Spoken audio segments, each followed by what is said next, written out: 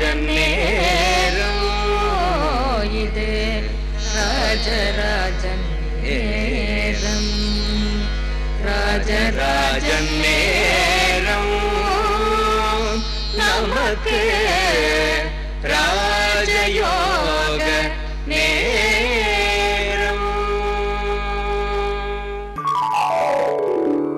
நான் உங்களுக்கு மகனாக இருக்கிறேன், நான் இந்த உலகத்தில் உங்களுக்கு தேவையான அனைத்து வசதிகளும் செய்து கொடுக்கிறேன் என்று நான் அவர்களுக்கு சொன்னேன். சொல்வதோடு மட்டுமில்லாமல் அவர்களிடம் ஒரே ஒரு விஷயத்தை சொன்னேன், நான் உங்களுக்கு செய்கிறேன் என்று சொன்னாலும் கூட இங்கே நான் என்கின்ற அகந்தை வந்து விடுகிறது.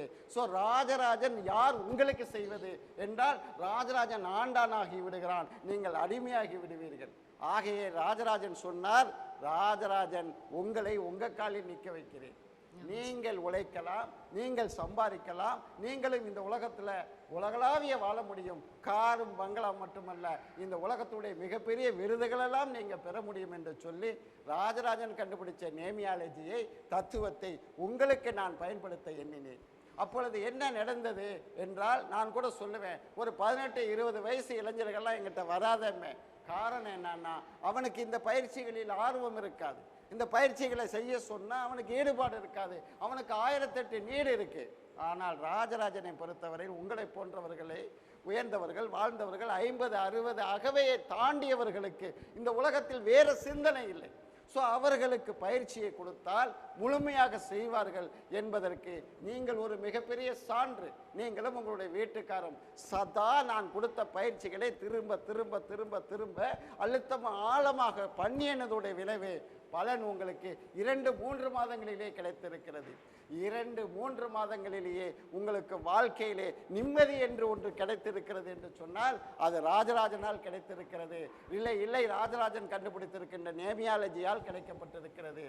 இன்னும் வாழ்க்கையில் மிகப்பெரிய உயர்ந்த நிலையை நீங்கள் அடைய வேண்டும் என்று ஆசைப்படுகிறீங்க.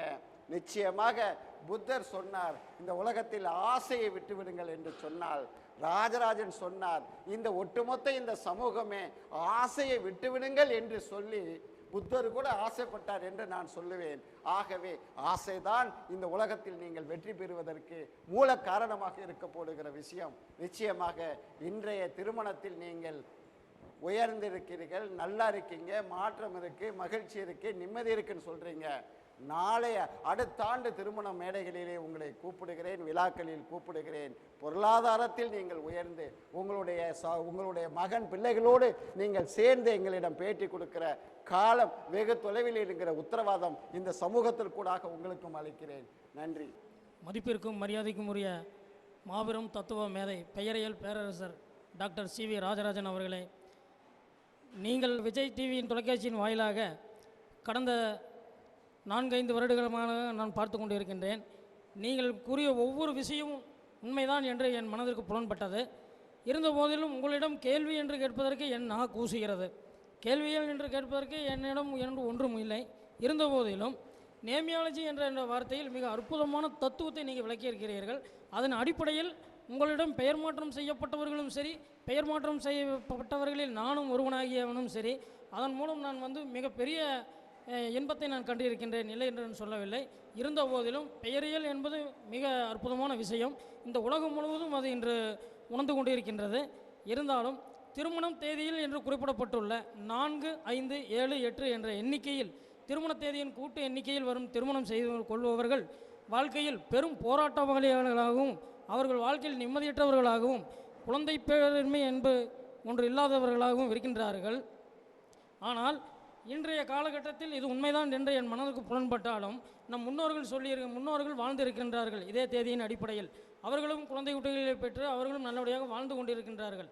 ஆனால் நான் நன்றாக உங்களை பற்றி உணர்ந்திருக்கின்றேன். நீங்கள் சொன்ன தேதியின் உள்ள விஷயங்களை பற்றி நான் அறிந்திருக்கின்றேன்.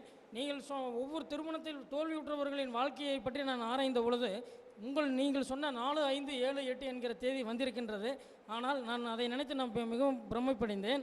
ஆனால் என்னிடம் இன்று ஒரு மிகப்பெரிய கேள்வி என்று என்ன சொன்னால், என் முன்னோர்கள் என்னிடம் கேட்கின்றார்கள், நாங்கள்லாம் அந்த காலத்தில் நன்றாகத்தானே வாழ்ந்து கொண்டிருந்தோம், நல்லபடியாகத்தானே திருமணங்கள் செய்து 4-5 பிள்ளை குட்டிகளை பெற்றுக்கொண்டு எல்லோரையும் நல்லபடியாக காப்பாற்றினோம்.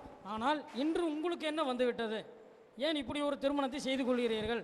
அப்படி என்ன என்று என்னிடம் வினாவுகிறார்கள். அவர்கள் வினாவுவதற்கு ஏற்றவாறு என்னால் பதிலளிக்க முடியவில்லை. அந்த பதிலுக்கு தாங்கள் இந்த வினாவுக்கு பதிலளிக்குமாறு கேட்டுக்கொள்கிறேன். அவர் கேட்குற கேள்வி பெரும்பாலும் வீட்டில் இருக்கிற பெரியவர்கள், வயதில் முதிர்ந்தவர்கள். அவர்களுக்கு தெளிவாக நன்றாக அர்த்தம் புரிந்து கொள்ளுங்கள்.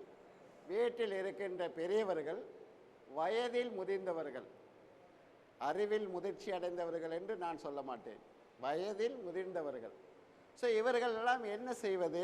நாங்கள் பிள்ளை குட்டிகளை பெற்றுக்கொள்ளவில்லையா? நாங்கள் திருமணம் செய்யவில்லையா? நாங்கள்லாம் இந்த நாட்டில் அழிந்து போயிட்டோமா என்றெல்லாம் இவர்கள் கேட்கிறார்கள். பாவம், அவர்கள் கேட்கிறது சரி, கேட்கிறது நியாயம் என்றால் அவர்களுடைய பாங்கு சரி. கடந்த ஒரு 25-30 ஆண்டுகளுக்கு முன்னாடி, ஏன்னால் நான் நேமியாலஜி என்கின்ற தத்துவமும் இந்த திருமணம் என்கின்ற இந்த முறையை கண்டுபிடித்து 25 ஆண்டுகளாகிவிட்டது.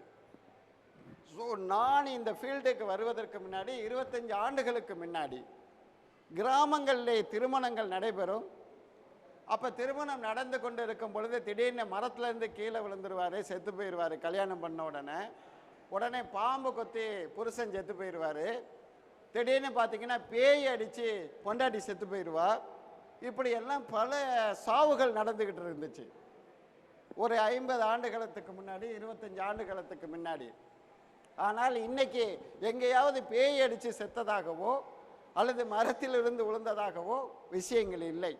என்ன என்றால் அவர்களெல்லாம் இந்த திருமணம் தேதி தவறான தேதியிலே குறிப்பு அடைந்து இப்படியெல்லாம் மரணங்களும் பிரச்சனைகளும் ஏற்பட்டு கொண்டிருந்ததை அவர்கள் அறியாமல் பாதி பேர் இறந்து போய்கிட்டு பிரச்சனைகள் ஆகிட்டு இருந்திருக்காங்க. ஸோ அவங்களுக்கு தெரியாது.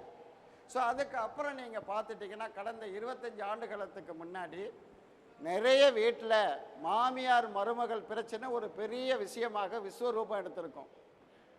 நிறைய பிரச்சனை, அதான் பட்டிமன்றம் கூட பார்த்துட்டிங்கன்னா மாமியாவா மருமகளாங்கிற பிரச்சனையை தான் பட்டிமன்றமாக வச்சு நடத்துவாங்க. ஒரு 25 ஆண்டு காலமாக வந்த படங்களை பார்த்துட்டிங்கன்னா கூட அங்கே மாமியார் மருமகள் பிரச்சனையாக மையமாக வைத்து தான் இருப்பாங்க. ஆனால் அப்பொழுது ஜனத்தொகை மகாகவி பாரதியாருடைய காலத்திலே 30 கோடி முகமுடியார்னு தான் சொன்னார். 30 கோடி பேர் தான் இருந்தாங்க. அப்போ மாமியார் மருமகளுடைய பிரச்சனைகள்லாம் நிறைய இருந்தது. சண்டை நடந்தது, அடிதடி நடந்தது, ஸ்டவ் வெடித்தது, நிறைய விஷயங்கள்லாம் நடந்தது. ஆனால் இன்றைக்கு 25 ஆண்டுகளுக்கு அப்புறம் இந்தியாவினுடைய ஜனத்தொகை 110 கோடி பேராக உருவெடுத்துட்டோம்.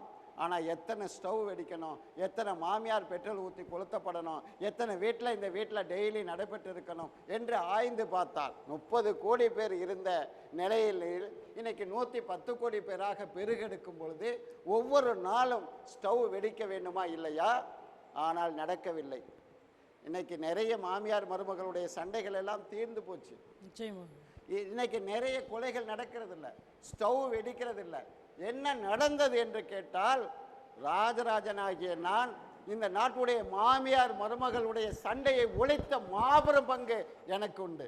காரணம், 25 ஆண்டு காலமாக ஒவ்வொரு நாளும் ராவு பகலாக தமிழகத்தில் இருக்கின்ற அனைத்து தொலைக்காட்சிகளிலேயும் செய்தித்தாள்களுக்கூடாகவும் இந்த திருமண தேதிகளிலே திருமணம் பண்ணாதன்னு சொல்லி சொல்லி சொல்லி அப்படி பண்ணியவர்களெல்லாம் அழைத்து 2000 பேருக்கு மேலே இந்த நாட்டில் மருமாங்கல்ய திருமணத்தை பண்ணி அவர்களெல்லாம் வாழ்க்கையை ஏற்படுத்தினதுக்கு பின்னாடி, மாமியார் ஒரு மருமகன் கல்யாணம் பண்ணி வந்ததுக்கு பின்னாடி அந்த வீட்டில் பணக்காரனாக கோடீஸ்வரனாக இருந்த ஆண்மகன் இந்த மருமகள் வந்ததுக்கு பின்னாடி அவன் இந்த நாட்டிலுடைய ஆக்சிடெண்டா, பிரச்சனைக்குரியவனா, துன்பமானவனா, துயரமானவனாக இந்த நாட்டில் படுபாலாளத்துக்கு போகும் பொழுதுதான் வீட்டுக்கு வந்துச்சோ அன்னையாட நமக்கு பிரச்சனை வந்துருச்சுன்னு சொல்லி அந்த பெண் மீது எல்லாரும் சேர்ந்து மண்ணெண்ணெய் ஊற்றி கொளுத்திய காலம் இருந்தது. ஆனால் ராஜராஜன் ஒருத்தன் தான் அந்த பெண் இந்த நாட்டில் பேயாக இருந்தால், பிசாசாக இருந்தால், அவனுடைய பிறந்த வீட்டில் இருக்கிறவன் அத்தனை பேரும் செத்து போயிருக்கணுமா வேணாமா? அவன் வீட்டில் இருக்க அப்பாவும் அம்மாவும் இந்த உலகத்தில் நல்லா தாண்டா இருக்கான்.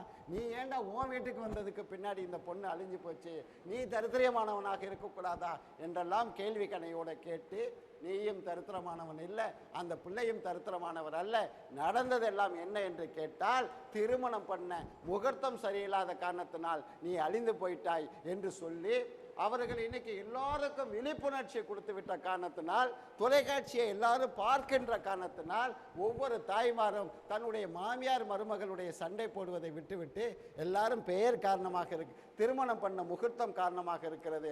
ராஜராஜன் டிவியில் சொல்லியிருக்காரு, அதனால தான் புருஷனுக்கும் பொண்டாட்டிக்கு சண்டை வருது, அதனால தான் ஆக்சிடென்ட் நடக்குது. இந்த தேதி மாதம் வருஷம் எல்லாத்தையும் கூட்டினா 4, 8, 5, 8 வரக்கூடாது.